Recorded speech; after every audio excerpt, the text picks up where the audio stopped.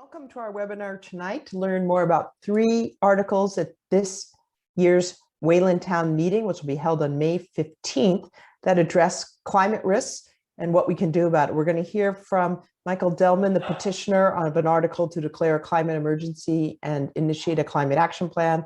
I'll speak about Article 17, community choice aggregation of electricity. John Harper will talk about Article 18, which is authorizing us to put solar on the Loker roof. So let me hand it off to Michael. Thank you very much. I'm the lead petitioner, Michael Delman, for Article 19, which is the resolution to declare a climate emergency and then to create an action plan that will have us as a town make greenhouse gas emissions cuts of at least 50% with an ambition of 75% by 2030. So I'll share my screen now and just confirm that we've got visibility there. And let me turn that into the slideshow view. Great, thank you. So first, let's start with the point of agreement. We live in Wayland. Good. Now that we've established that we're all living in the same place and we all care about this town.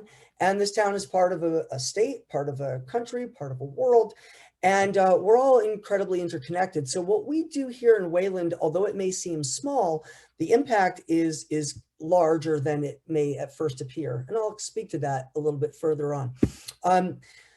Briefly, the basic idea behind climate change and greenhouse gases is that the rays that come down from the sun and into the earth that are heating up are not all bad. Heating the earth actually allows life to be there. But as the concentration of greenhouse gases has intensified, more of the outgoing radiation is being trapped. And what that's led to is warmer and warmer temperatures and other things like that. And what's causing that? What's causing that is the consumption of fossil fuels, among other things, but primarily that.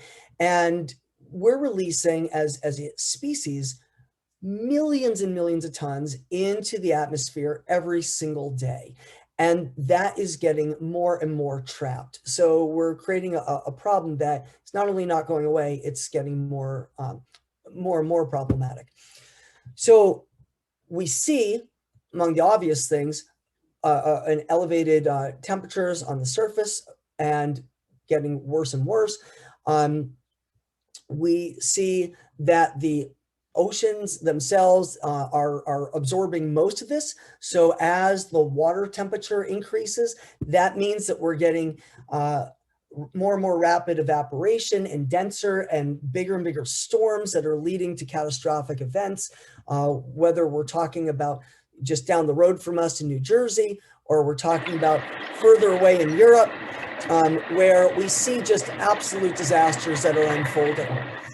And so we have to ask ourselves if we want to bear the costs of all these problems, because those problems are coming. There are many others. For today, not going to list the many things and go into them in detail, but among them are spread of diseases, increased refugees, climate refugees, and a whole bunch of others that are listed here and that kind of boggle the mind when we think about the cost to our economies, the cost to our health, the cost to the stability of our societies. So we all know this some level or another, and we need to make sure that we get on board with doing something about this now, because we're already, we're facing a race that we should have been on much longer ago. So why even bother with the local climate declarations and mobilizations? Why do those matter? How do they make a difference? Well, at the local level, while Massachusetts has just recently committed to a 50% reduction of greenhouse gas emissions by 2030, we in Wayland, as a town that is better resourced than many in our state, we can do better. And so the article, the resolution that I've proposed, will have us aim for at least 50%, but also to create a plan for what would it look like if we went to 75% emissions cuts. And if we're able to make that more ambitious cut, well, yeah, that's not just something that could affect Wayland. It could go much further because we're showing what's possible. So we know this, that with any kind of significant change, when you make a bold step forward, it shows others what can be done.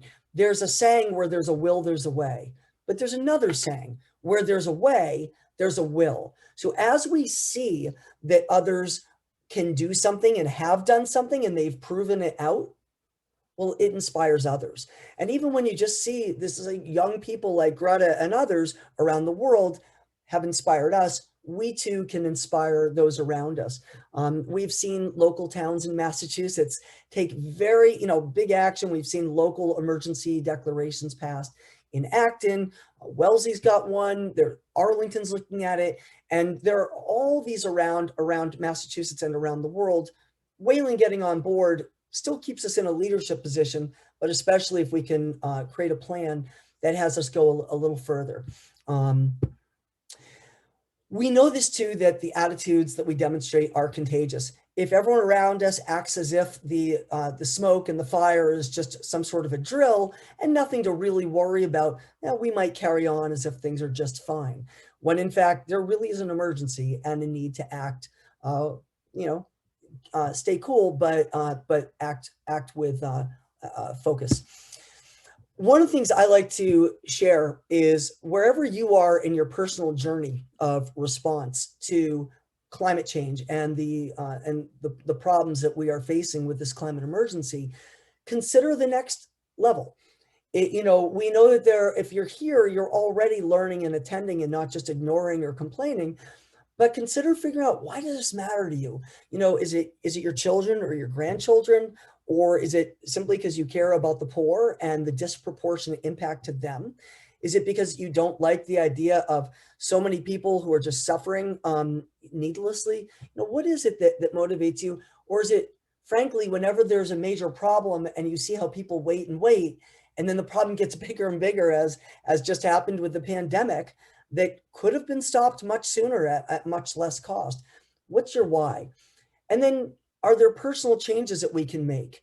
Well, joining Mass Energize or Wayland Energize and really seeing what can you do on a personal level, that's where we're going to make the difference.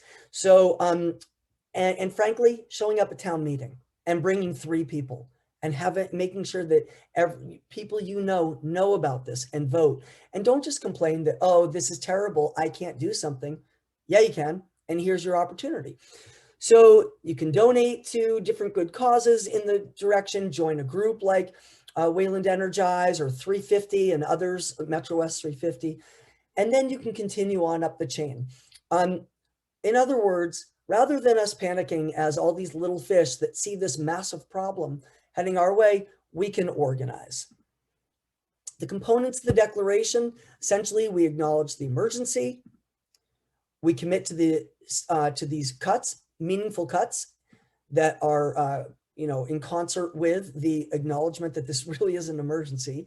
We'll have an advisory group that will be working with the Energy and Climate Commission and on how to achieve the cuts.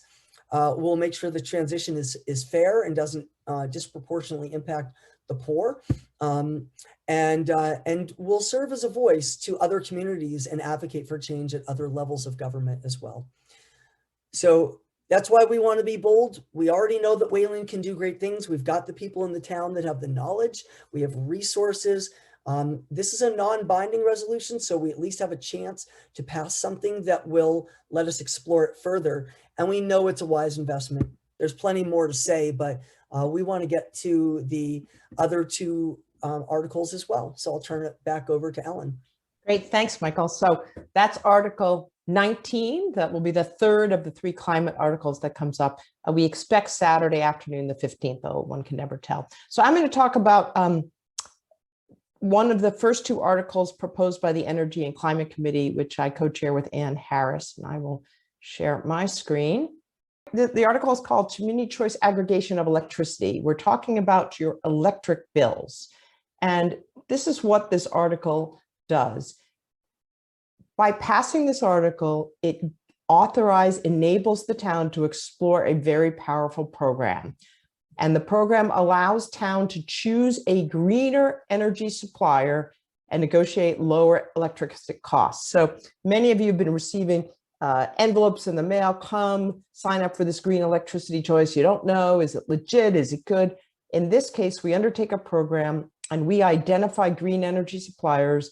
We go out to bid for a bulk buy of all the residential accounts, and we negotiate the best possible price we can for residents and small businesses.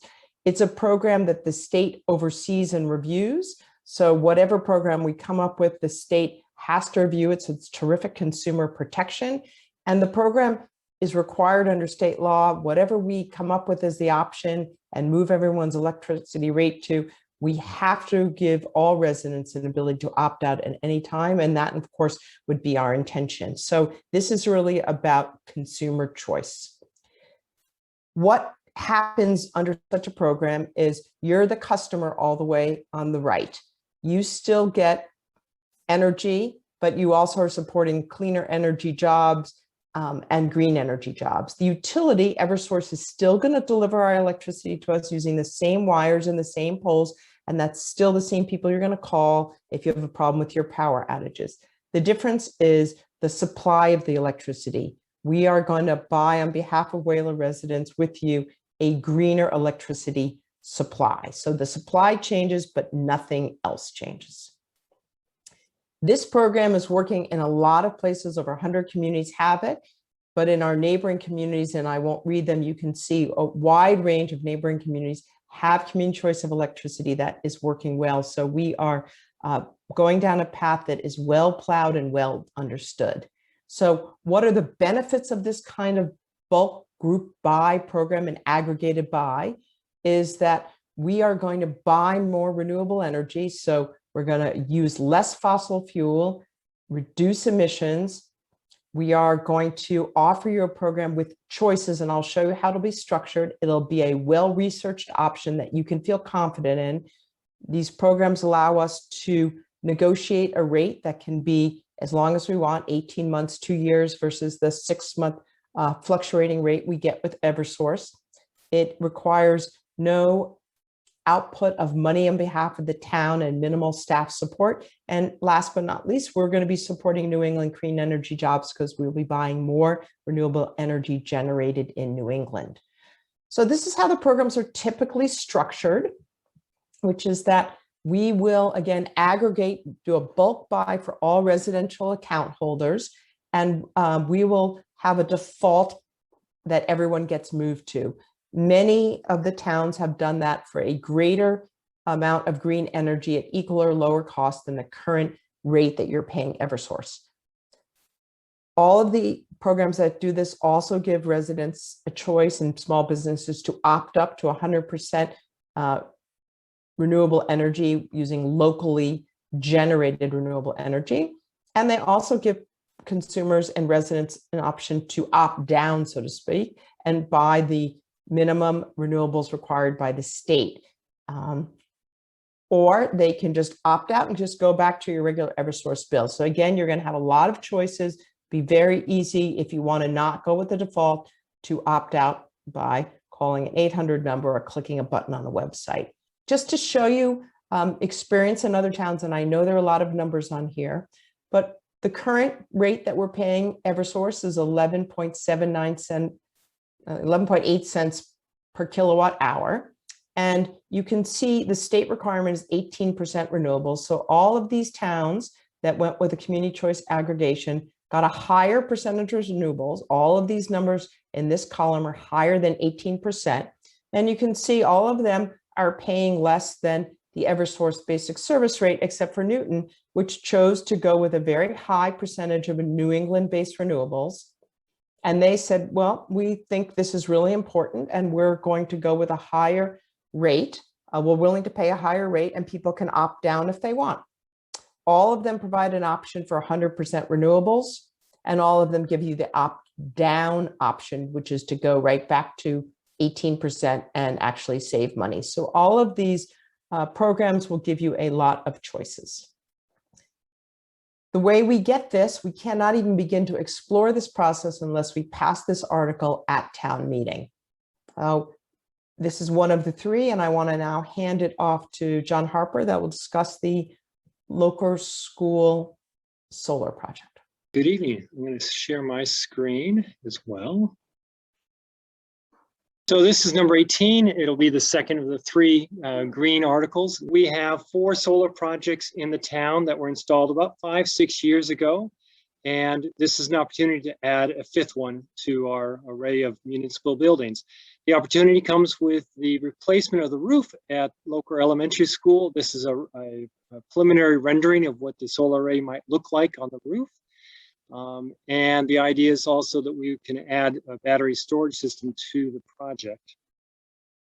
We're, in contrast to what we did before, we're using another company called Select Energy. They are the vendor that's been selected by Power Options, which is a nonprofit entity that we're working with that helps public sector entities and nonprofits throughout the state. What will be the same is that we will buy the solar electricity generated by the project under a 20-year agreement. The price will be fixed. What's interesting is the size of this project means that it will actually generate more electricity than Loker itself needs. The excess will be bought and used by the town to turn it into net metering credits, which we can then use to offset other electricity bills by the town. Over the 20 years, it's going to be about a $700,000 savings to the town, plus we'll have some property tax payments. It is obviously continuing our efforts to show Wayland's commitment to reducing its carbon emissions, but very much in line with the other articles. We'll also improve our energy resiliency with the battery supply system, and there'll be some educational programming. So what's the status? There have been a number of votes taken by town committees so far. The preliminary design, you saw the rendering there a few minutes ago. The application to Eversource to connect up the project is being filed now. The main event is going to be May 15th, which is voting in favor of the authorizing the Board of Selectmen to negotiate and sign the requisite agreements to make the project happen. The hope is that we can complete the engineering designs, build it later this summer after the new roof is installed, and have it go into commercial operations this fall. And that's it. Thank you. Is a brief and speedy tour of the 3 climate articles. So I'm wondering, any questions? We see a couple people. Any questions from any of the folks on the call? Kat? Yeah, so John, on one of the slides, it shows the benefits. So the tax payments, Yes. Those are payments that are made to the town, right? Not by Those the are town. payments, exactly. It'll be the solar array itself will be owned by a private company, and so like any other private entity, they pay property taxes on their equipment, their assets in the town. So yes. Which is exactly where, Kat, our current 4 projects are structured. We get savings from the electricity, the solar generated output, and also the owner of that project pays taxes to the town. So both occur. So we're using the exact same model, the exact same approach. Sabine? Yeah, you showed that Lexington and Sudbury went to 100%. But you said that Wayland would have an opt-up option. Why aren't we also going to 100%? I don't know what we're going to do. We can't even begin to explore this without town meetings. So what happens is we will go out to bid and come and ask the consultant that we engage, who gets paid out of the supply contract, to see what the market will bear at any given time. So Sudbury's default is 100% renewables, but it's actually not class 1 RECs. So it's Texas wind. And we think that's sort of not where we'd want to go. So if we're going to do renewables, we want to do, class 1 RECs. So for those people not in the nerdy part of this, New England grown renewable energy, where we're actually helping to spur the market to have more continued investment. So we'll have to decide, do we, Newton, Lowell, Watertown have all gone with their default being a very high percentage of renewables at a price that's higher than Eversource basic service. Many other towns have said, get me the maximum green renewable class 1 RECs you can get me, and be at basically the same price, be cost neutral with Eversource basic service. So I think that's a question we'll grapple with, but whichever way we end up, we will absolutely provide 100% opt-up option for anybody. But we also know that most people don't opt up or down. They, behavioral economics tells us, and we can see with plenty of data, that people kind of stay with the default. I would just say, Sabine, the only other thing to say is we're also pushing electrification quite hard and getting people off of oil and gas to move to electric heat. So I think from an equity standpoint, we think long and hard about making the default electric rate significantly higher than Eversource basic service, even though people could opt down and pay less. So I think these are the things we'll have to think about, and we'll have to go out to market and see what the supply, what the market will really bear. Make sense? Right, but I'm just thinking, because we're declaring a climate emergency, and then like they need to go hand in hand. So I think we'll have a process, and we'll have a lot of public meetings, and we'll get input from people on what people want. I think it would be inappropriate for us to say what we're going to do at this point, because we need to have a process where we hear from people. What I can absolutely commit to is we will give people lots of options to get where they want to get with a well-vetted choice. And I think we're absolutely going to be higher than what the state does, or it wouldn't be worth doing. And I think there's a pretty good argument for really, it's an emergency, getting as much renewables as you can without significantly increasing costs to residents. Do you know how many people are already opting up right now? I mean, I'm using. No, there's no way to really know that for us at a data level for a town. Only towns who have CCA programs can see their opt-ups, but even in towns like Brooklyn and Newton, it's actually shockingly low, the number of people who choose to opt up. So that's the argument. So cheap. Right. You sort of say another. And we'll run the numbers. I have the numbers from Newton on the for the median household, how much more they're paying per year for going to the 80% New England renewables, and we'll do that calculations for the square footage for our homes too. Yeah, and Newton also created that wonderful sort of pocket money thing where basically people donated money so that everyone else could also move up to 100 or 80% with them, which I think Wayland should also consider. Yep. What did you call that? I don't know what it's called, but they basically created a sort of a treasure where they said, okay, we know that some people won't be able to afford to go to 80% or 100%, but they would like to. And so people who can afford to subsidize everyone will pay something into a fund, and that fund will then help people who would like to participate in the full 80% rather than opting down, which I thought was a really cool idea. Any other questions or commentary? I think this is magnificent. I really appreciate your hard work. I appreciate your keen minds, actually. Well, thank you, Fran. We appreciate all your support on these things over time. So I think, and Kat could, and so I would just encourage everybody to come vote. Like, that is important. And we need, again, to show overwhelming support for this, not just it passing. This is a statement. So come vote and bring 3 or 4 friends. This is democracy in action. Let's do it.